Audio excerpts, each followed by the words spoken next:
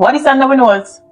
Rushawn Patterson, who was accused of unaliving Slickiana, Anika Townsend, was in confrontation with the police while he was out on bail. I have a few questions, so let's get into it. Wasn't he denied bail? When was he granted bail? How nobody never knows say him free, so the people them girl they can hide themselves and run away when them see him coming.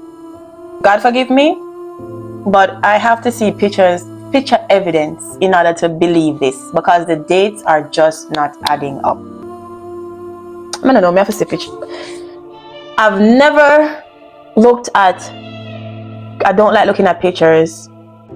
I don't like looking at pictures of people who deceased, because there's a strange feeling attached to it, and you don't want to attach yourself to the energies that is there.